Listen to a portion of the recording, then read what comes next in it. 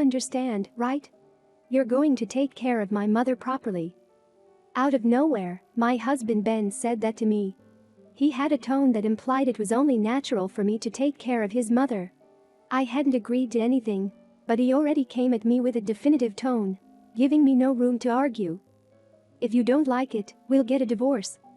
He even threatened divorce, trying to make me obey his words. But little did he know what was about to unfold. My name is Ellie. I used to work as a nurse, but now I'm a full-time housewife. When we got married, Ben insisted that I become a full-time housewife, and I reluctantly quit my job. Ben, my husband, is a white-collar worker at a top company. We got married 4 years ago, but we still don't have any children, which I've been wanting for some time. We were living in a rented house, and suddenly, Ben started saying that he wanted to live with his mother.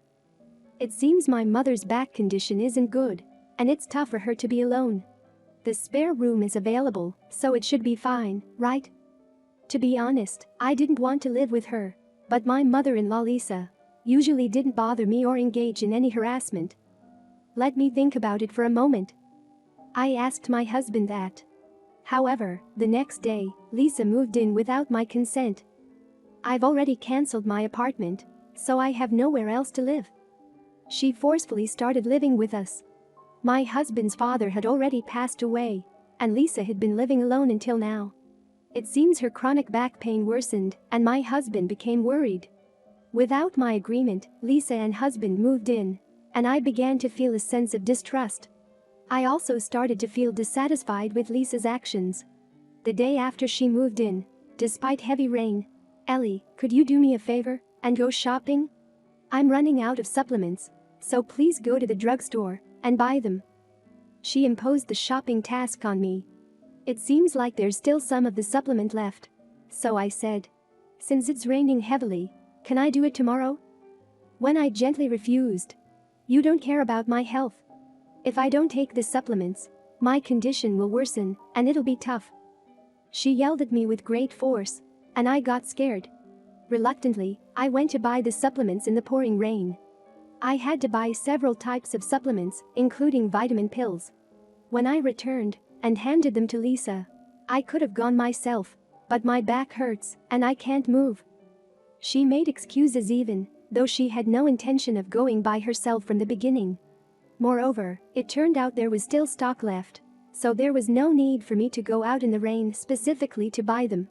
From then on, Lisa, taking advantage of her back pain, continued to push the shopping responsibilities onto me. And as if it were natural, "Next time, I have to go to the hospital. Please, Ellie." She started using me as her means of transportation for medical appointments without any gratitude. The hospital she went to was quite far, an hour's drive each way. So I had to kill time in the lobby until her examination was over. It felt like an incredibly wasted time, and my anger grew even more. On top of that, ever since we started living together, Lisa had transformed into a different person and began bullying me. While doing household chores, Lisa would complain about every little thing. When I cooked meals, "I didn't realize it before, but Ellie, your cooking skills are terrible. It's such a pity that Ben had to eat such awful food." She made sarcastic remarks. Regarding housework, she would constantly make nonsensical criticisms. When I was cleaning, "Why are you vacuuming while I'm watching TV? Can't you hear that I can't hear the TV sound?" She would shout like that, but Lisa had nothing to do all day and would watch TV constantly, so there was no time for me to use the vacuum cleaner. The same went for laundry. When I used the washing machine, "You're making noise again and disturbing me. Do it like in the old days with a washboard." She would say things like that, but would push her own laundry onto me. She constantly said such unreasonable things, so one time, "Would you please show me how to do it, Lisa? I'll learn from your example." When I asked her, "You're just trying to have fun while exploiting a sick person," she shouted at me angrily, not sounding like someone who is unwell. Frustrated with Lisa's behavior, which seemed like she was only enjoying criticizing me, I decided to consult with my husband. "Your mother is constantly making sarcastic remarks towards me. Can't you ask her not to do that too often?" With a desperate plea, I shared my feelings with my husband. However, you'll eventually get along. You should try to get along with her too. His words made it seem like I was at fault, and it only added to my growing dissatisfaction. I hadn't realized it until we started living with Lisa, but it seemed like my husband valued her more than he did me. I realized that venting my frustrations about Lisa to my husband wouldn't change anything, and I had to endure it alone. The stress took a toll on me, and I ended up falling ill. I lost my appetite, had trouble sleeping at night, and started experiencing abnormal sensations in my stomach. When I went to a nearby large hospital for an examination, I was diagnosed with a stomach ulcer, and they immediately said I needed to be hospitalized. I didn't think my condition was that severe, but they told me I would need to stay in the hospital for about 2 months, which further surprised me. When I told my husband about my need for hospitalization due to the stomach ulcer, his response was insensitive. Who will do the household chores while you're in the hospital? It's such a hassle to have a weak wife. He showed no concern for my health and seemed more bothered by the increased burden on himself. Having received another snide remark from Lisa, "You're a useless wife who just lazes around as a housewife." As usual, she made her sarcastic comment. But the reason I became a housewife was at my husband's request, and I developed a stomach ulcer due to Lisa's constant bullying. Listening to both of them talk only intensified the pain in my stomach. I had informed my mother about my need for hospitalization, so she came to visit me every day. My mother raised me alone after divorcing my father when I was young, and I didn't even remember what my father looked like. According to my mother, he was a doctor, but I had completely forgotten about that. I was grateful to my mother for checking up on me every day, but she noticed that my husband and mother-in-law never came to visit. "It seems like your husband and mother-in-law are not getting along well. Is everything okay?" When she asked me that, I couldn't help but burst into tears. Initially, I hadn't explained to my mother that the cause of my stomach ulcer was due to my husband and mother-in-law. But I mustered the courage and told her everything. After listening to my story, my mother looked at me with a saddened expression. "The reason I divorced your father was also because of the constant bullying from my mother-in-law," she informed me with a melancholic face, surprising me since I had never been told the reasons behind my parents' divorce. As my mother was about to leave, she told me something meaningful.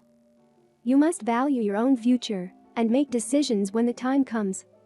With a serious expression, she said those words, but deep inside, I had already made up my mind.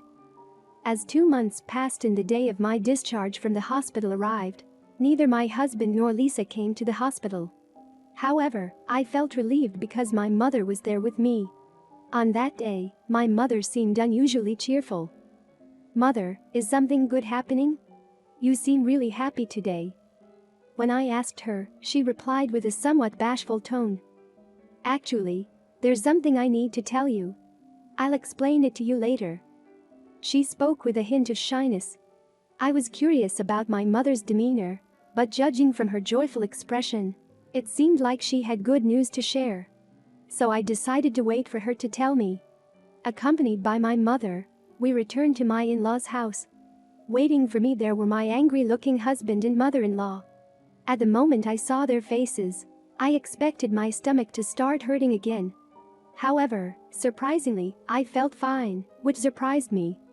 Maybe deep inside, I had already made up my mind to end things with my husband, so I thought I could endure their harassment for a while longer. My husband, shouting, proceeded to explain why they were both angry at me. "Because you were hospitalized, my mother's back condition worsened. Now she has to be hospitalized too. Once she becomes in need of care, you will take care of her properly." He never took any responsibility for caregiving and always imposed Lisa's care on me. "I'm sorry, but I have no intention of being a caregiver. She's your mother, so take care of her yourself," I answered firmly, and for a moment, my husband was at a loss for words. But soon he started shouting. "If you don't want to take care of her, then let's get a divorce. It'll be tough for you, a stay-at-home wife, if we get divorced. Is that what you want?" In a threatening tone, my husband yelled at me.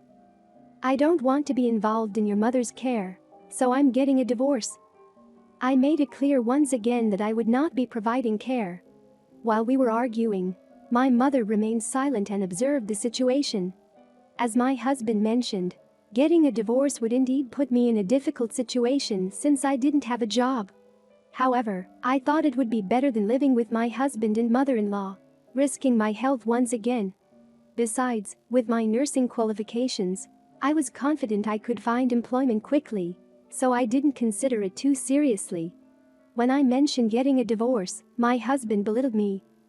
You have no job, so if you divorce me, you'll be left with nothing. Don't come crying to me later. He spoke with a condescending tone.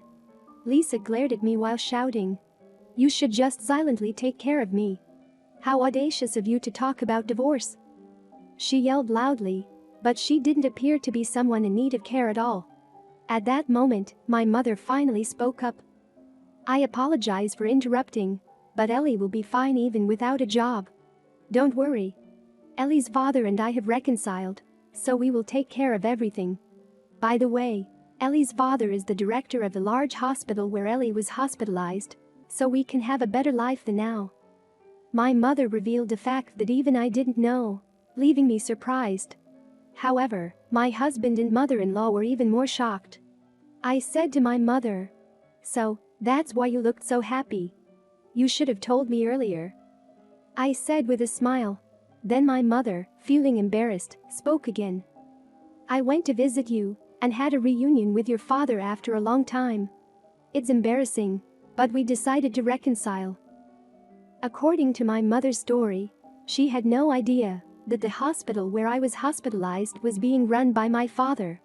They happened to meet in the hallway and started talking, which eventually led to their reconciliation. With the uncertainty of post-divorce life lifted, I immediately prepared to leave the house with only the necessary belongings.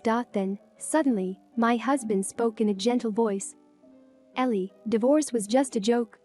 You don't have to take care of my mother. Stay here with me. Upon hearing my husband's words, Lisa's face turned into a furious expression. However, my husband didn't pay any attention to her and approached me. After finding out that I was the daughter of the hospital director, his attitude completely changed and he continued speaking. If you're the daughter of the hospital director, that means as your husband, I can become a future executive. Just put my mother in some facility and don't worry about the caregiving, he said with a smirk on his face. Seeing my husband's transformation and his audacious remarks, I felt a sense of fear. What nonsense are you talking about?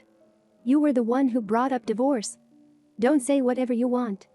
I will also claim compensation for the emotional distress caused by your mother's harassment. I will contact you regarding the divorce proceedings through my lawyer, I declared, and then I left with my mother, leaving behind my in-laws. Unable to give up, my husband pleaded with me. Please, don't say that. He cried out, hoping I would reconsider. But I responded coldly. You said, even if you come crying to me later, I won't acknowledge it. So even if you come crying to me, I won't acknowledge it. With those words, I pushed my husband away and left the in-laws' house with my mother. As we walked away, we could hear Lisa screaming. Ben, did you really say you would put me in a facility? Is that true? My husband seemed to panic as he tried to come up with excuses. And no, it's a lie. I just said that to make Ellie come back and take care of you. Don't be mad. Both my mother and I were appalled by my husband's inability to even mention that he would provide care himself. After seeking the help of a lawyer for the divorce and compensation claims, things went according to my arguments. I received compensation and the divorce was finalized, giving me a sense of relief. Since leaving my in-laws' house, my husband and mother-in-law fought constantly, leading to a strained relationship. My husband, who had no desire to provide care, forced Lisa into a nursing facility. Lisa felt lonely being on her own, while my husband, now living alone, let his life fall into disarray. He accumulated debts through gambling and drinking, and even failed to pay the fees for the nursing facility. His life spiraled further out of control, and eventually, debt collectors came after him at his workplace. Feeling uncomfortable, he chose to resign voluntarily. Fortunately, I had already received the compensation, but I had no idea what became of my debt-ridden husband or whether Lisa remained in the facility. I started working as a nurse at my father's hospital, and I began dating a doctor I met through him. Unlike my ex-husband, this new person was sincere and not self-centered, so I seriously considered marriage with him.